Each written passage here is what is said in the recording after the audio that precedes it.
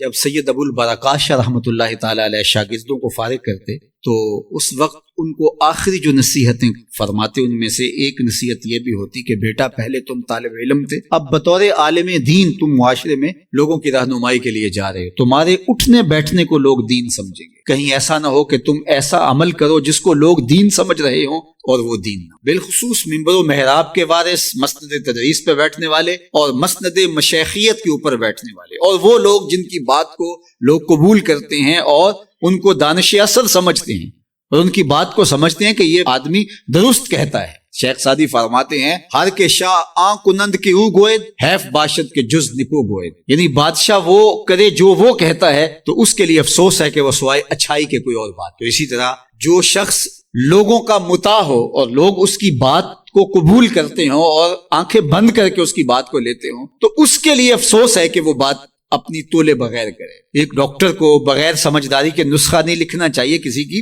موت واقع ہو سکتی ہے۔ ایک حکیم کو دوا اور غذا تجویز کرتے ہوئے پوری طرح سے مریض کی نبض کو پہچاننا ہوگا، کہیں ایسا نہ ہو کہ اس کا مزاج بگڑ جائے۔ تو انسانی زندگی اور انسانی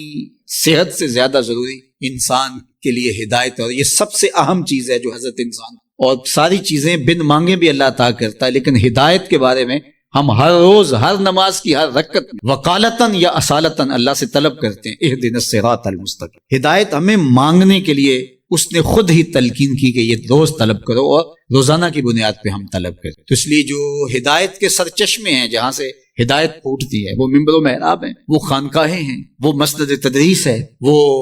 استاد ہے، معلم ہے، اور بھی جو اس کی آماج گاہیں ہیں۔ تو ان کو کبھی بھی ایسی بات نہیں کرنی چاہیے کہ جو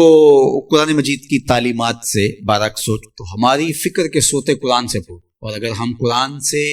اخذ فیض ہی نہیں کر پائیں گے، یہ صلاحیت بھی ہمارے اندر نہیں ہوگی، تو پھر ہم تقسیم فیض کیسے پڑھ؟ جب اخذ کی صلاحیت نہیں ہے تو پھر تقسیم کی صلاحیت کیسی ہو؟ تو اس لیے سب سے ضروری بات جو ہوئی وہ یہ کہ ہم اخذ فیض کی صلاحیت قرآن مجید سے اپنے اندر پیدا کرنے کی کوشش کریں۔ وَمَن دَعَا إِلَيْهِ هُدِيَ إِلَىٰ صِرَاطٍ مُسْتَقِيمٍ، اور جس نے اس قرآن مجید کے ساتھ رہنمائی کی اور لوگوں کو اس کتاب کی طرف بلایا تو وہ بالکل سیدھی راہ پہ۔ إِنَّ هَٰذَا الْقُرْآنَ يَهْدِي لِلَّتِي هِيَ أَقْوَمُ، یہ بالکل 100% درست اور صائب راستہ قرآن بتاتا ہے۔ اپنی زندگی کو قرآن کے سانچے میں ڈھال لو، پھر دیکھنا کہ یہ بالکل اقوم اور سیدھی راہ ہے جس کی طرف تمہیں لے جائے گا، تمہاری دنیا بھی سرخرو، تمہاری آخرت بھی سرخرو۔ اللہ